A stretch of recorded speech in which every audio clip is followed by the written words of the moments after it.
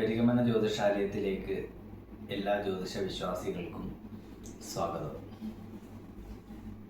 ഇന്ന് നാം ചിന്തിക്കുന്ന ഒരു വിഷയം പലതരത്തിലുള്ള വ്യക്തികളും അവരുടേതായ പടിപടിയായിട്ടുള്ള കയറ്റങ്ങളും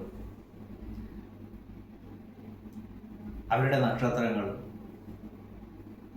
ആനുപാതികമായിട്ട് അത്തരം നക്ഷത്രത്തിൻ്റെ ഫലം കൊണ്ട് പടിപടിയായിട്ട് കയറാൻ സാധിക്കുന്നു. ഇന്ന് നക്ഷത്രക്കാർ വലിയ വലിയ നിലയിലാണ് എന്നൊക്കെ നമ്മൾ ചിന്തിക്കാറുണ്ട്.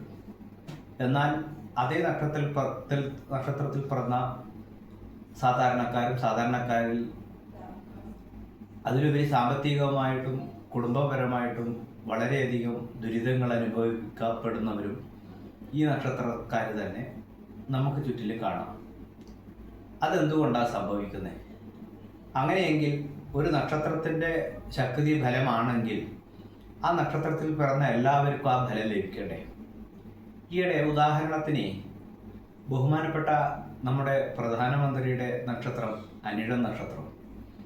ആ അനിഴ നക്ഷത്രത്തിൽ ജനിച്ച എത്രയോ കോടാനുകോടി ജനങ്ങൾ, സാധാരണക്കാർ നമ്മുടെ നാട്ടിൽ തന്നെ, നമ്മളെ ചുറ്റുവട്ടത്ത് തന്നെ കാണാൻ സാധിക്കും.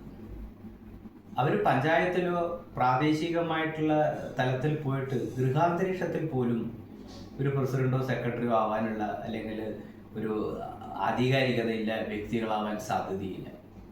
ഇപ്പം നക്ഷത്രം ആണോ ഒരു വ്യക്തിയെ സ്വാധീനിക്കുന്നത് എന്നുള്ളത് അതിൽ നിന്നും നമുക്ക് വളരെ വ്യക്തമാണ്. ഇനി രാശിയാവട്ടെ, രാശിയിൽ തന്നെ എത്രയോ ഒരേ രാശിയിൽ പറഞ്ഞ എത്ര പേര് വ്യത്യസ്ത അനുഭവങ്ങളിലുണ്ട്. ആ അനുഭവം ഈ ഉന്നത തലത്തിലും ബുദ്ധിമുട്ട് നേരിടുന്നവരും സന്തോഷമുള്ളവർക്കും ഒരു അനുഭവ പശ്ചാത്തലമാണോ? അല്ല.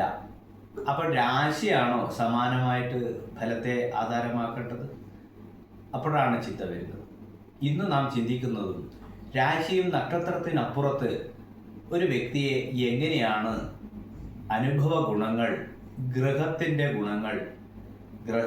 ഗുണങ്ങൾ വേണ്ട വിധം അവരുടെ അനുഭവ സമ്പത്തായി മാറുന്നത് എന്നുള്ളതിനെ കുറിച്ചാണ് വിശാലമായിട്ട് ചിന്തിക്കുന്നത്. ഏവർക്കും ഒരിക്കൽ കൂടി പെരിഗമന ജ്യോതിഷാലയത്തിലേക്ക് സ്വാഗതം.